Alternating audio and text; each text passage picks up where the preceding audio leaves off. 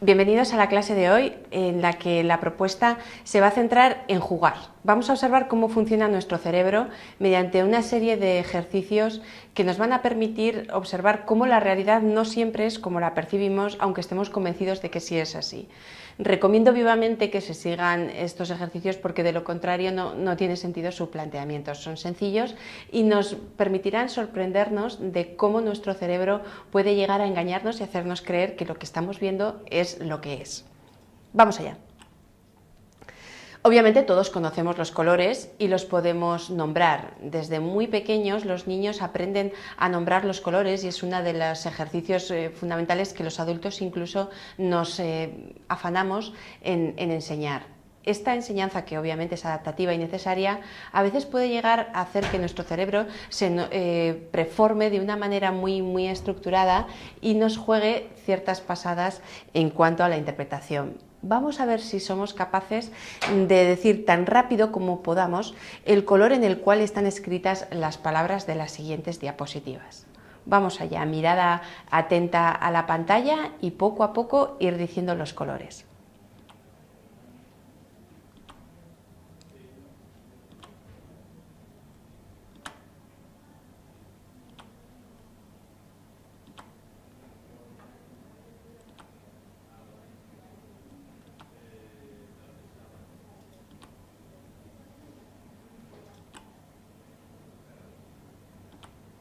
Sencillo, ¿no? Todos podemos decir los colores sin demasiada dificultad. Vemos una palabra naranja escrita en color naranja y decimos naranja. Bueno, pues vamos a intentarlo ahora de otra manera.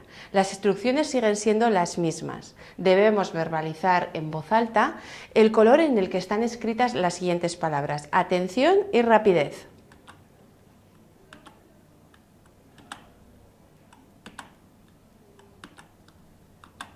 ¿Tan sencillo como antes?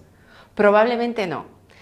Para las personas que tenemos ya una identificación idiomática, los adultos en general, no nos resulta nada sencillo deslindar el nombre del color en el que está escrito. Nuestro cerebro tiene dificultad para hacer esta separación y lo que es una tarea sencilla en un primer momento se convierte en compleja y que además hace un gasto de energía cognitiva importante. El sistema 1 que denominan algunos autores, interfiere con el sistema 2. Kahneman, concretamente, señala esta teoría de los sistemas. Se denomina el efecto Stroop y se trata de una interferencia, como decía, entre los colores en los que están escritas las palabras y las propias palabras entre sí.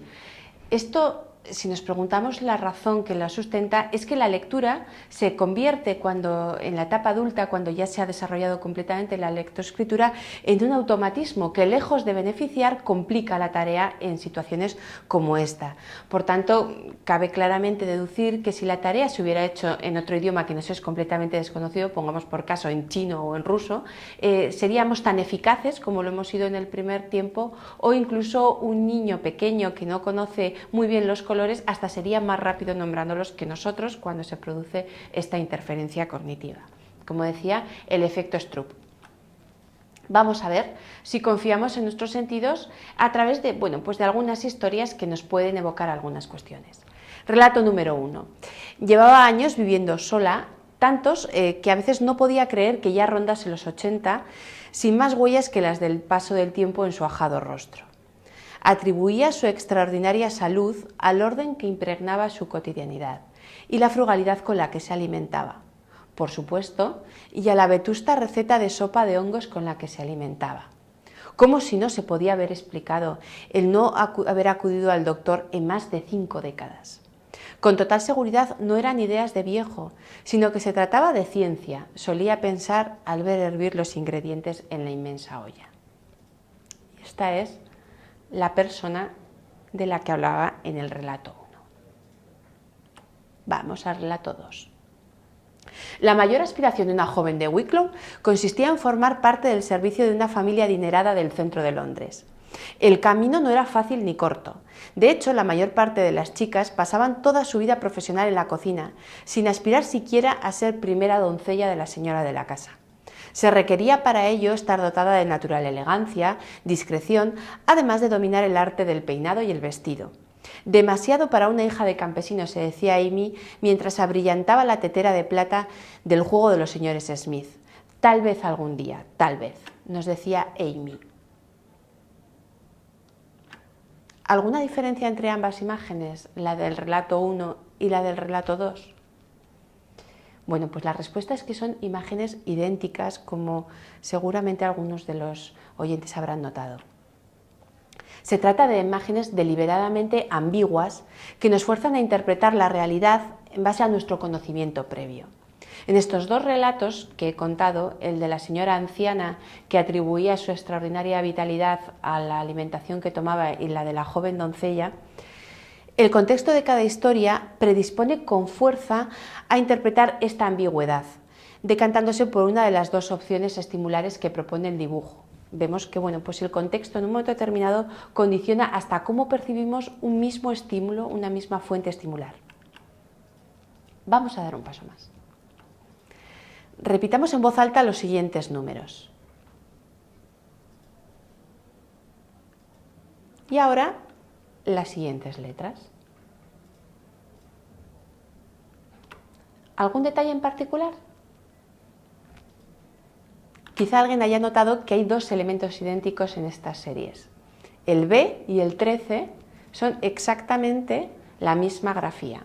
Sin embargo, en una ocasión, por el resto del contexto, este 13 se convierte en la B y en la segunda serie la B se convierte en 13. Y no tenemos además ninguna duda, no nos resulta ambiguo, decimos con toda naturalidad A, B, C o 12, 13, 14. Bueno, pues una vez, como digo, el contexto condiciona cuando no determina nuestra percepción y nos fuerza a ver una B cuando se trataba de una serie de letras y el número 13 cuando eran los números. En nuestra vida diaria, como conclusión, sin ser conscientes manejamos datos ambiguos que no en todos los casos tratan de elementos visuales, sino también de elementos conductuales o verbales. Y lo más sorprendente es que no tendemos a percibir que son ambiguos, sino que les damos una interpretación concreta, concisa, unívoca y en ningún caso nos planteamos que quizá puede haber otras interpretaciones. Esta frase que dice que todo es del color del cristal con que se mira. Así, por ejemplo, si alguien nos habla de la bolsa, con rapidez nos centramos en el mercado de valores o en ese objeto que nos sirve para llevar cosas y que tiene dos asas. Y ya no digamos nada, si en la mención de carta podemos pensar en los naipes, en la misiva que nos envían dentro de un sobre o en la propuesta de menú de un restaurante. Sin embargo, somos capaces de interpretarlo de modo unívoco a pesar de que el estímulo es en sí mismo ambiguo. ¿Qué es lo que nos ayuda? El contexto y nuestra situación en él, nuestra capacidad de interpretar, nuestra pericia interpretativa. Por ejemplo, esta persona, si nadie nos cuenta nada más, podría ser alguien a quien le acaba de tocar la lotería y que celebra el 22 de diciembre el haber sido agraciado con el gordo, o por el contrario, alguien que, pues después de una serie de fracasos lo ha perdido absolutamente todo. Nuestra mímica facial en ocasiones puede ser ambigua y puede interpretarse de maneras diferentes. Sin embargo, no solemos dudar. Solemos atribuir los sentimientos, las sensaciones, las percepciones y los estados emocionales de un modo inequívoco y sin plantearnos otras opciones. Por ejemplo, señor muerto, esta tarde llegamos. Es algo un poco difícil de dirigirse a un muerto, pero imaginemos un cochero de caballos que le está hablando al señor que acaba de fallecer unos instantes antes y le dice: señor muerto, esta tarde llegamos. O señor, muerto está, tarde llegamos. El lenguaje también juega con nosotros y una simple coma puede hacer que nuestro cerebro interprete significados totalmente diferentes ante propuestas estimulares francamente iguales. Ahora vamos a ver unos círculos concéntricos, lo que podríamos llamar fuzzy circles, con una cruz en el centro y que debemos observar de modo sostenido sin apartar la vista durante medio minuto. Recomiendo vivamente hacer el ejercicio durante medio minuto porque si no, no vamos a poder percibir el cambio estimular.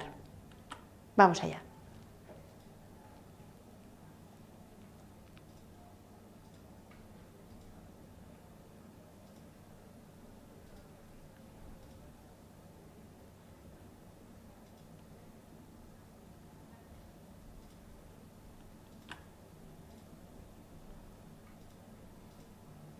¿Qué ha pasado?